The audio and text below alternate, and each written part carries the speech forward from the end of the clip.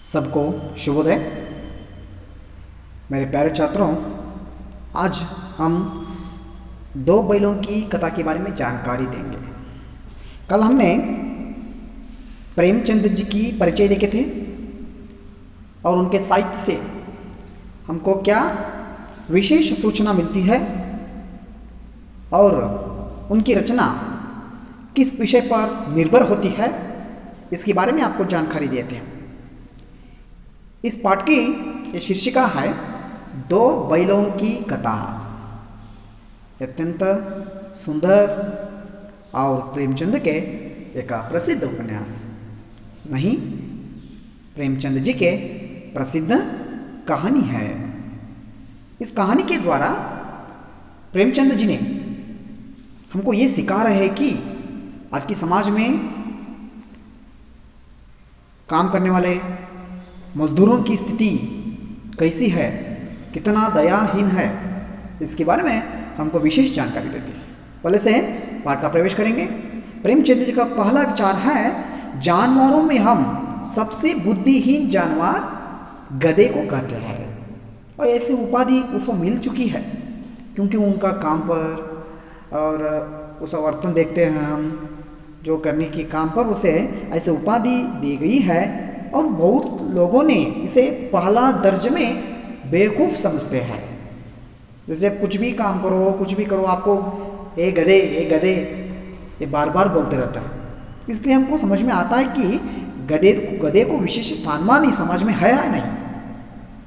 जैसे समाज में बहुत लोगों ने आज इतना मेहनत कर रहा है, जो गधे को हम तो ठीक से समझे तो हमको पता चलेगा कि गधे की जैसे काम करने वाली प्राणी इस प्राणी संकुल में नहीं है, परंतु गधा को विशेष स्थानमान नहीं है।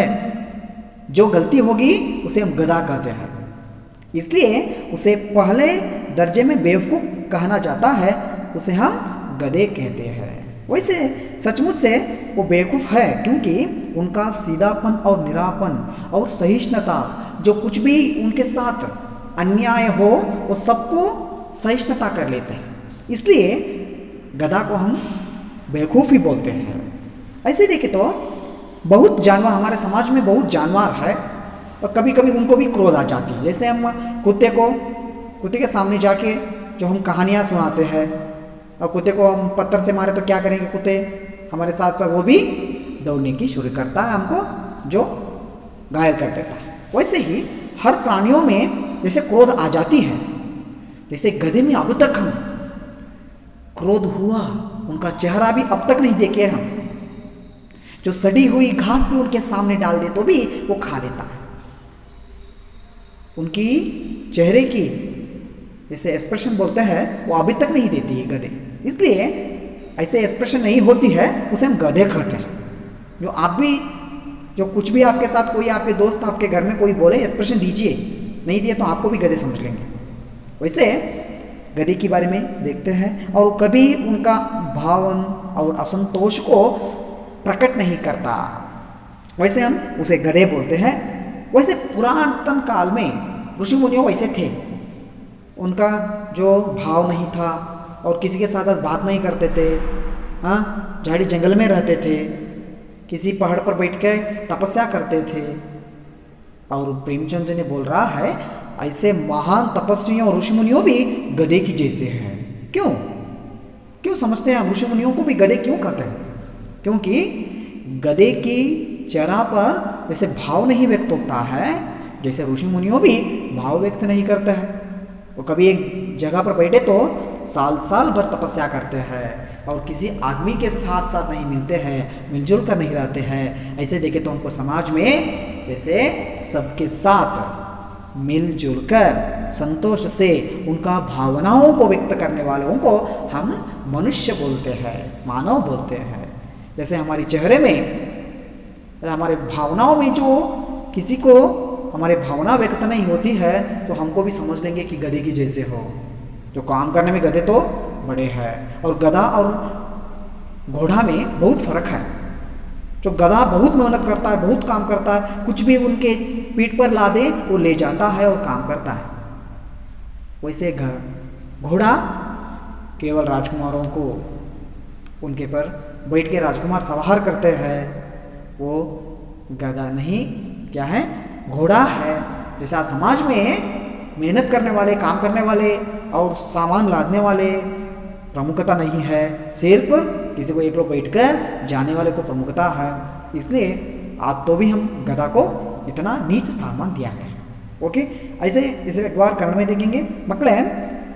ಇವತ್ತು ನಾವು ದೋ ಬೈಲೋಂಕಿ ಕಥಾ ಅತ್ಯಂತ ಸುಂದರವಾದಂತಹ ಮತ್ತು ಇವತ್ತಿನ ಸಮಾಜದಲ್ಲಿ ಹೇಗೆ ಈ ಒಂದು ಎತ್ತುಗಳ ಹಾಗೆ ಮನುಷ್ಯನ ಜೀವನ ಹೇಗಿದೆ ಅನ್ನೋದನ್ನು ಅತ್ಯಂತ ಸುಂದರವಾಗಿ ವರ್ಣಿಸಿದ್ದಾರೆ. ಇದರಲ್ಲಿ ಮಕ್ಕಳು ನಾವು ಹೇಳೋದಾದರೆ ಅವರು ಮೊದಲನೇದಾಗಿ ಮಾತಾಡ್ಕೊಂಡು ಹೋಗ್ತಾರೆ, ಪ್ರಾಣಿಗಳ ಬಗ್ಗೆ ಮಾತಾಡ್ತಾರೆ. ಉದಾಹರಣೆ ನಾವು ನೋಡ್ತಿದ್ದೀವಿ ಸೊಸೈಟಿ ಸಮಾಜದಲ್ಲಿ ಯಾವ ಥರದ ವ್ಯಕ್ತಿಗಳು ಇರ್ತಾರೆ ಅಂತ, ಹೌದಲ್ಲ. ಅದರಲ್ಲಿ ನಾವು ಕತ್ತೆಯ ಬಗ್ಗೆ ಮಾತಾಡ್ತಾರೆ, ಹೌದಲ್ಲ. ಕತ್ತೆ ನಾವು ನೋಡಿದ್ದೀವಿ ಪ್ರಾಣಿ ಹೇಗೆ, ಯಾಕೆ ಅವರು ಹೇಳ್ತಾರೆ, ನೇರವಾಗಿ ಹೇಳ್ತಾರೆ ಪ್ರೇಮಚಂದ್ರ ಅವರು, ಕತ್ತೆಯನ್ನು ಒಂದು ಮೂರ್ಖ ಪ್ರಾಣಿ ಅಂತ ಹೇಳ್ತಾರೆ. ಬೇಕೂಫ್ ಪ್ರಾಣಿ ಅದು, ಮೂರ್ಖ ಪ್ರಾಣಿ. ಯಾಕೆ ಕತ್ತೆನ ಯಾಕೆ ನಾವು ಮೂರ್ಖ ಪ್ರಾಣಿ ಅಂತ ಕರಿತೇವೆ, ಯಾಕೆ ಬೇರೆ ಪ್ರಾಣಿ ಇರಲಿಲ್ವಾ? ಅದಕ್ಕೆ ಹೇಳ್ತಾರೆ ಯಾಕೆ ಅಂದರೆ, ಜೈಸೆ ಆ ಕತ್ತೆ ತೋರಿಸುವಂಥ ವರ್ತನೆ ಇದಕ್ಕೆ ಮೂಲ ಕಾರಣ. ಯಾಕೆಂದರೆ ಅದರ ನೇರ ನುಡಿ.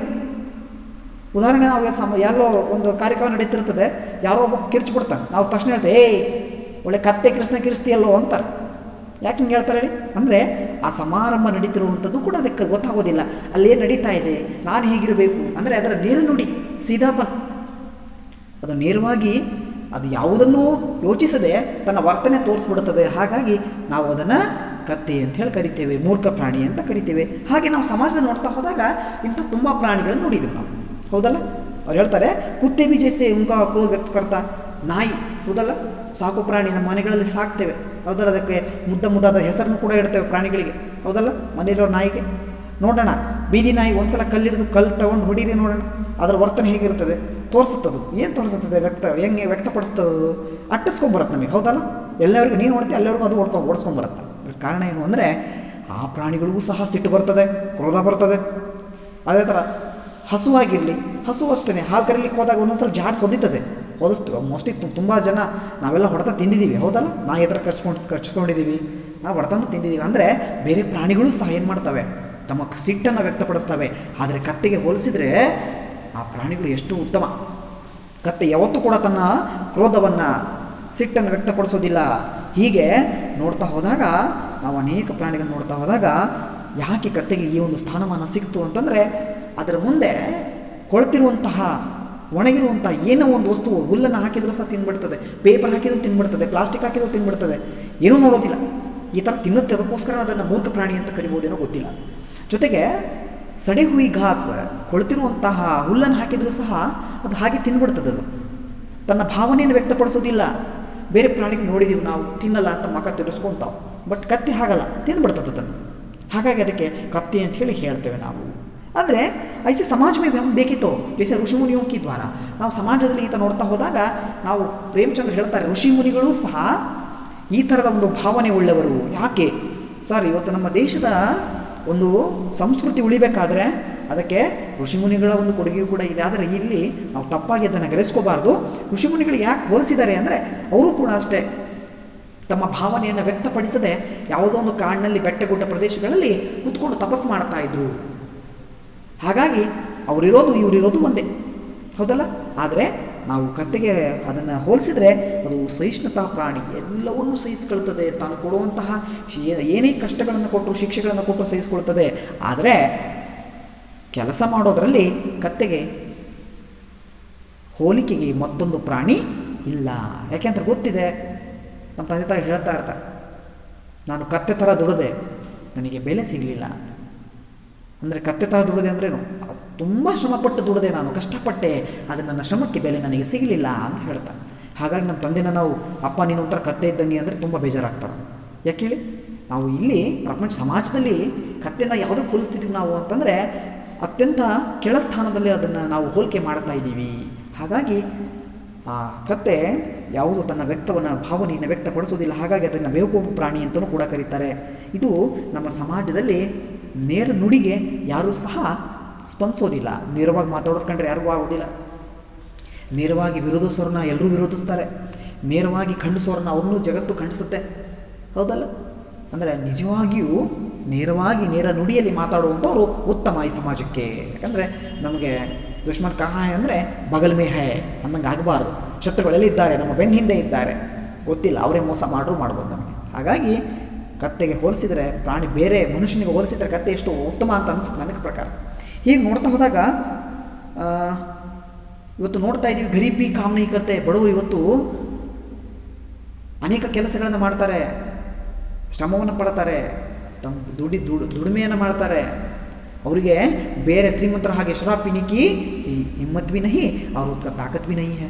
ಬೇರೆಯವ್ರ ಹಾಗೆ ಸಾರಾಯಿ ಕುಡಿಯುವಷ್ಟು ಶಕ್ತಿ ಇಲ್ಲ ಅವರಿಗೆ. ಅಂದರೆ ದೊಡ್ಡ ದೊಡ್ಡ ಔತಣ ಕಾರ್ಯಕ್ರಮಕ್ಕೆ ಹೋಗಿ ಅದನ್ನು ಸವಿಯುವಂತಹ ಶಕ್ತಿಯೂ ಇಲ್ಲ ಅವರಿಗೆ. ಒಂದು ಹೊತ್ತಿನ ಊಟ ಸಿಕ್ಕರೆ ಸಾಕಪ್ಪ ಅಂತ ಕಷ್ಟಪಡೋರು ಶ್ರೀಮಂತರು ನೋಡ್ತಾ ಇದ್ದೀವಿ ನಾವು. ಇವತ್ತು ಎಷ್ಟು ಪಾರ್ಟಿಗಳನ್ನ ಮಾಡ್ತಾರೆ, ಹೌದಲ್ಲ? ಆ ಕುಡಿಯೋದನ್ನೇ ಒಂದು ಕಾರ್ಯಕ್ರಮ ಮಾಡ್ಕೊಂಡಿರ್ತಾರೆ. ಬಟ್ ಬಡವರು ಅವತ್ತಿನ ಊಟ ಸಿಕ್ಕರೆ ಸಾಕು, ಅವರಿಗೆ ದೊಡ್ಡ ಹಬ್ಬವೇ ಹಬ್ಬ. ಹಾಗಾಗಿ ಇಂತಹ ಒಂದು ಸಮಾಜದಲ್ಲಿ ಈ ಥರದ ವ್ಯಕ್ತಿಗಳು ಇನ್ನೊಬ್ಬರ ಜೊತೆ ಜಗಳಾಳಿಗೆ ಹೆದರ್ತಾರೆ, ಇನ್ನೊಬ್ಬರ ಜೊತೆ ಮಾತಾಡಲಿಕ್ಕೆ ಹೆದರ್ತಾರೆ. ಶ್ರೀಮಂತರ ದರ್ಪಕ್ಕೆ ಒಳಗಾಗಿ ಅವರ ಮನೆ ಕೆಲಸ ಮಾಡಿಕೊಂಡು ಜೀತ ಮಾಡ್ಕೊಂಡಿರ್ತಾರೆ. ಆ ಥರ ಜೀತ ಮಾಡುವಂತಹ ವ್ಯಕ್ತಿಗಳನ್ನು ಹೋಲಿಕೆ ಮಾಡಿದಾಗ ನಮಗೆ ಅನಿಸ್ತದೆ ಈ ಪ್ರಾಣಿಗಳು